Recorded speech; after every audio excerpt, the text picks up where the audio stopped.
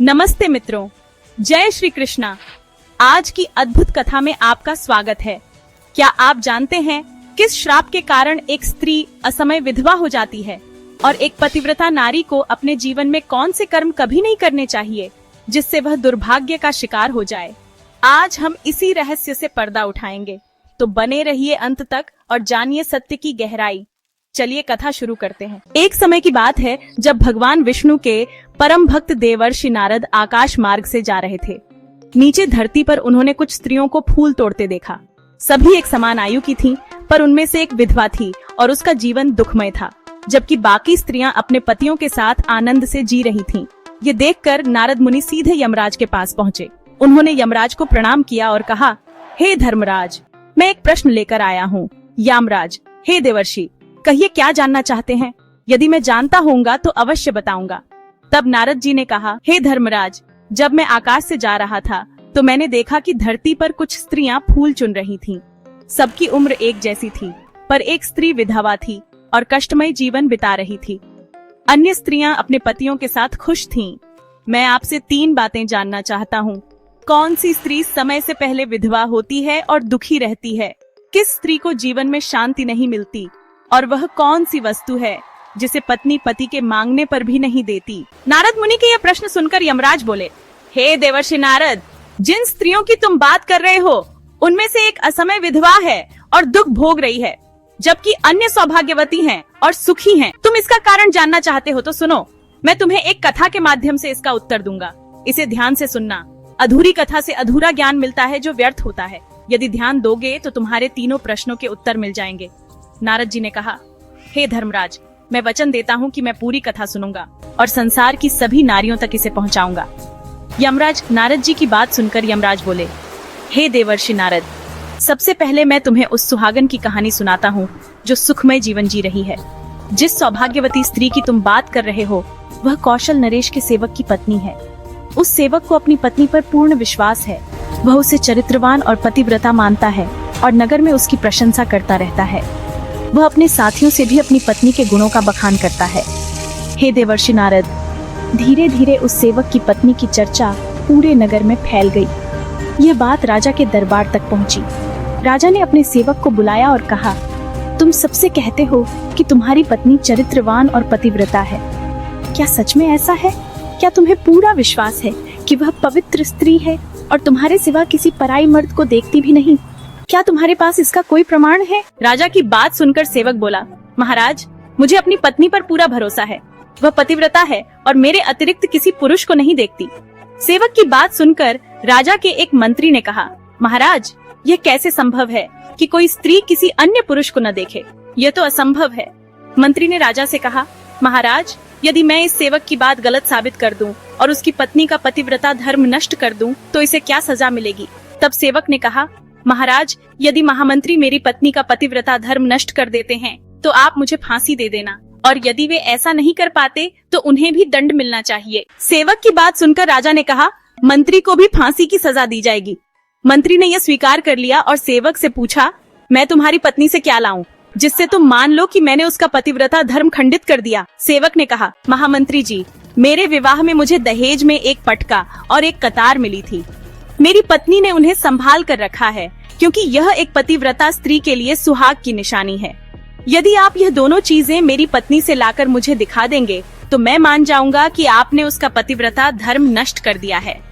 तब मंत्री ने सेवक की शर्त मान ली और वह दरबार से निकलकर नगर में गया। वहाँ उसने एक जादू टोना करने वाली स्त्री से भेंट की जो असंभव काम भी कर देती थी। मंत्री ने उसे सब कुछ बताया और कहा, तुम किसी भी तरह उस सेवक की पत्नी से मेरा संबंध बनवा दो। इसके बदले तुम्हें जितना धन चाहिए मैं दूंगा। मंत्री की बात सुनकर वह स्त्री बोली, मंत्री जी, कहना आसान है पर यह बहुत मुश्किल है। जिस औरत की आप बात कर रहे हैं वह पतिव्रता नारी है। उसे न धन का लोभ है न किसी वस्तु का लालच।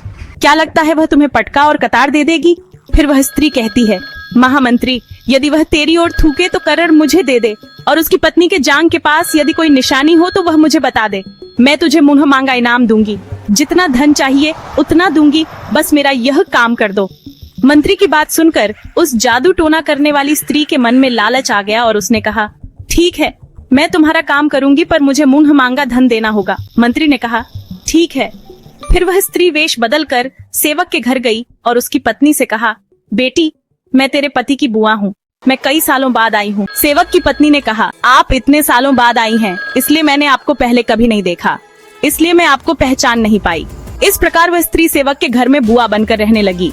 सेवक की पत्नी ने उसे बुआ समझकर बहुत आदर दिया, पर उसे नहीं पता था कि यह जादू टोना करने वाली स्त्री मंत्री द्वारा उसका पति धर्म नष्ट करने के लिए भेजी गई है। अब वह स्त्री सेवक के घर में आराम से रहने लगी और उसकी पत्नी पर झूठा प्यार जताने लगी। एक दिन सेवक की पत्नी स्नान करने गई। थोड़ी देर बाद वह स्त्री भी वहां पहुंची और उसकी कमर रगड़ने लगी। उस पतिव्रता ने बहुत मना किया, पर वह नहीं मानी और कहने लगी, तुम मुझे अपनी बेटी से भी ज्यादा प्यारी हो, मना मत करो। कई दिनों बाद हमारी मुलाकात हुई है। ऐसा कहकर वह उसे बातों में उलझाने लगी और मौका देखकर उसने उस पतिव्रता के गुप्तांग के पास जांघ पर एक तिल देख लिया। उसका काम बन गया। जब स्नान के बाद सेवक की पत्नी घर के काम करने लगी तो उस स्त्री को पटका और कतार चुराने का अवसर मिल गया। उसने दोनों चीजें चुरा ली और सीधे मंत्री के पास पहुंची। उसने मंत्री को पटका और कतार दिया और उस सेवक की पत्नी के जांघ पर तिल की निशानी भी बताई। मंत्री पटका और कतार लेकर सीधे राजा के दरबार में पहुंचा और राजा से कहा, महाराज, मैं सेवक की पत्नी के साथ 2 दिन रहा हूँ और यह पटका और कतार उसी ने मुझे दिया है। मंत्री की यह बात सुनकर राजा ने तुरंत दरबार लगाया और सेवक को बुलाया। फिर मंत्री ने दरबार में पटका और कतार सेवक को दिखाते हुए कहा, महाराज, मैंने सेवक की शर्त पूरी की और भरे दरबार में यह भी कहा कि सेवक की पत्नी की जांघ पर तिल है। यह सुनकर सेवक मान गया कि उसकी पत्नी ने अपना पतिव्रता धर्म नष्ट कर दिया है। अब सेवक का अपनी पत्नी से विश्वास उठ गया। राजा ने शर्त के अनुसार सेवक को फांसी की सजा सुनाई और 15 दिन बाद फांसी देने का आदेश दिया।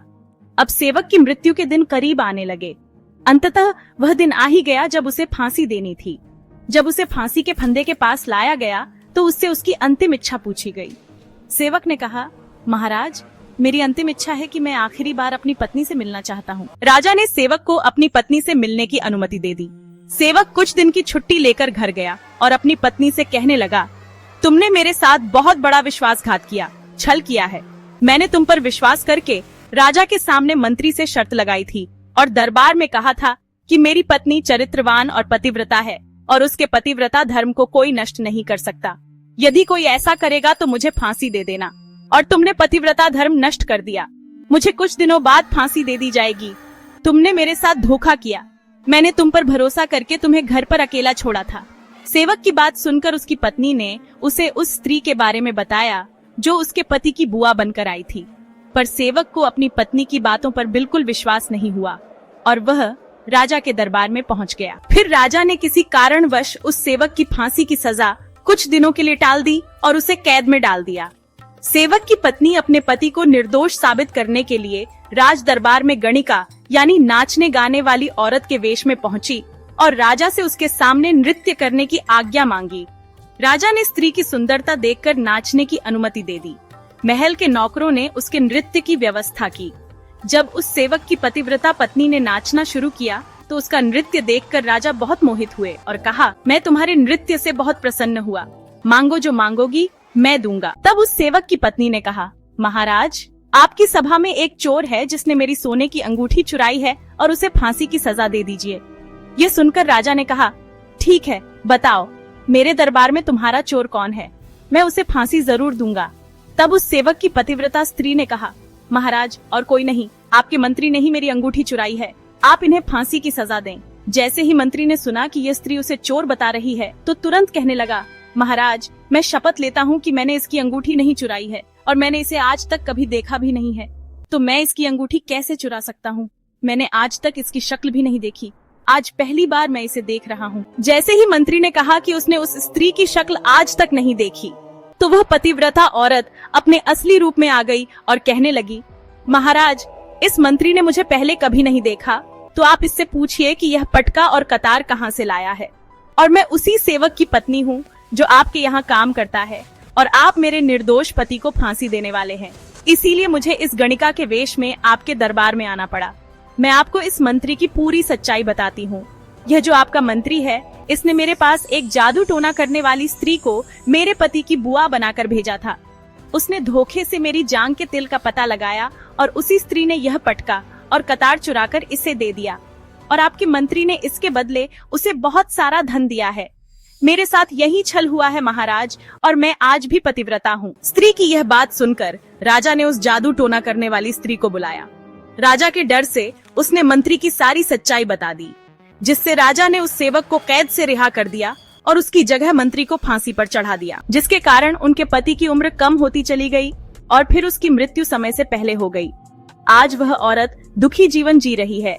इसीलिए किसी भी स्त्री को अपने पति का नाम अपने मुंह से नहीं लेना चाहिए। और तुम्हारा दूसरा प्रश्न था, कौन सी स्त्री को जीवन में कभी सुख नहीं मिलता और वह पति के होते हुए भी सदा दुखी जीवन जीती है? तो समझ लो, जो स्त्रियां अपने पति की बिना अनुमति के कहीं भी चली जाती हैं, वे कभी सुखी जीवन नहीं जी पाती। ऐसी स्त्रियां जीवन भर दुखी ही रहती हैं और उन्हें पति का प्रेम कभी नहीं मिलता। तुम्हारा तीसरा प्रश्न था कि ऐसी कौन सी चीज है जो एक पत्नी अपने पति को मांगने से भी नहीं देती है? तो समझ लो, वह चीज गाली है जो एक संस्कारी और चरित्रवान स्त्री कभी भी अपने पति को नहीं देती। और जो स्त्रियां अपने पति को गाली देती हैं, वे कभी चरित्रवान नहीं होती। और ऐसी स्त्रियां जीवन भर दुखी रहती हैं, उनके जीवन में कभी सुख नहीं आता और समय से पहले ही ऐसी स्त्रियां विधवा हो जाती हैं। इस प्रकार देवर्षि नारद कथा सुनकर अपने तीनों प्रश्नों के उत्तर पाकर संतुष्ट हो जाते हैं और कहते हैं, हे धर्मराज, वास्तव में जो स्त्री चरित्रवान होती है वह कभी दुखी जीवन नहीं जीती। तो धर्मराज कहते हैं, नहीं, क्योंकि ऐसे घर में लक्ष्मी का सदा वास होता है और वह घर धन दौलत और खुशियों से हमेशा भरा रहता है और चरित्रवान स्त्रियां हमेशा घर को स्वर्ग बना देती हैं। मित्रों, अगर यह कथा आपको अच्छी लगी हो तो कमेंट में जय श्री राम जरूर लिखें और वीडियो को लाइक करके चैनल को सब्सक्राइब कर दें। वीडियो देखने के लिए आप सभी का हृदय से धन्यवाद।